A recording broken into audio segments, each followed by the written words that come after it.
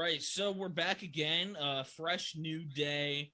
We're getting caught up with some stuff that happened overnight or later last night, and then stuff that's happened early this morning. So the first topic we're going to be talking about, we've got a 3-1 with the New York Knicks. They're signing Isaiah Hartenstein on a 2-year, $16 million deal.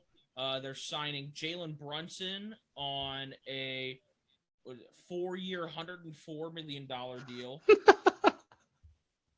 What's so funny? 4 years, 104 million for Jalen Brunson just still baffles me. Yeah, it's kind of crazy. But And then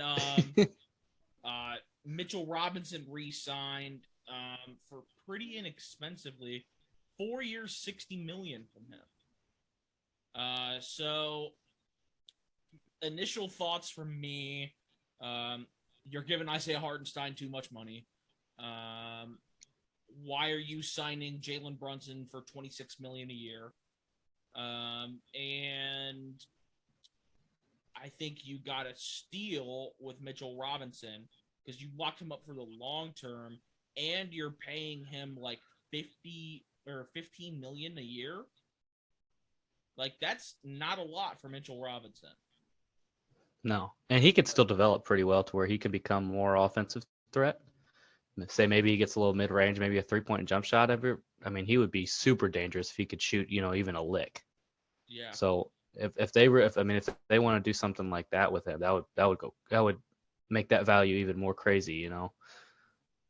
But the rest of this is just typical New York Knicks. As a Indiana Pacer fan, I can't stand the New York Knicks. Me and you watched that documentary. Remember that?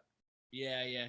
We watched the Pacers. So Pacers and Knicks fans do not get along. So I mean, if they want to go ahead and sign Jalen Brunson to 4 years, 104 million, by all means, let them do it. I really do hope that Jalen Brunson just shuts me up. Yes, because I like Jalen Brunson. I do. I like Jalen Brunson as a player. I hope he shuts me up. I hope he, goes crazy and plays much worth his contract or even more. But as of right now, we've only seen like one like really truly good year of production out of him. Right. And for me, that's not a good enough sample size for you to go ahead and sign a long-term contract with a new team that is paying you quite a bit of money. We've seen New York kind of sign guys to contracts they're like overpaying, and we saw it with Kemba. Yeah, Julius Randle when that first happened.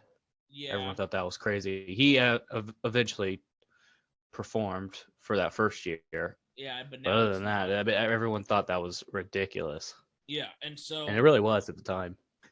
So New York is kind of notorious for that. And this, we saw the same thing yesterday. I think Trent and I had the conversation on Anthony Simons. Like, it's such a small sample size to be signing a guy for $25 million a year for 4 years. Right. So it, to me, is the deal worth it? I guess time will tell.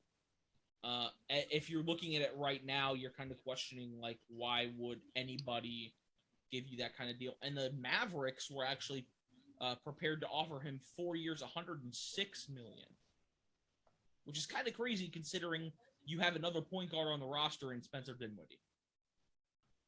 Yeah. So it's even that may have. I don't know. I don't know what the Mavericks are going to do. I mean, what? So what is Spencer Dinwiddie's contract looking like? Is it just? I've got no clue. Yeah. I'm not gonna lie. I'd have to look something like that up. But I mean, the Jalen Brunson is getting overpaid. That's my point. And Isaiah Hartenstein, I hate to be an Isaiah Hartenstein hater, but he's not worth $8 million. Yeah, he's not worth $6 million. So I mean, and you're paying him $8 million a year. It's not ridiculous. Yeah. So I mean, he was a Cleveland Cavalier for a small period of time, and then we cut him, and that was when we were bad. I didn't know that. Yeah. And so was that when LeBron left the Lakers, or left for the Lakers? It was after that. It was the year after that. Yes. Mm. And let me tell you, if you're getting cut by the 2019 Cleveland Cavaliers, you are not good. I mean, he did develop a little bit when he was with the Clippers. It wasn't like Yeah, he was a total scrub, but still, 8 million is a crazy stretch at the end of the day. especially when Lonnie Walker is only getting paid 6.5. You know what I'm Yeah, that's saying? crazy. That's Yeah. wild. Yeah. So I don't know. That's a deal though. It is. It is a deal for the That's a Lakers. yeah. Yeah. Will he get traded? Who knows? We'll see if time will tell on some crazy stuff with the Lakers, but we'll talk about that later. But yeah, wrapping this up, I think we're the both of us are in agreement. You're overpaying for two of those guys, and Isaiah Hartenstein and Jalen Brunson. And then you're underpaying and getting a lot of value with Mitchell Robinson. Does it even out?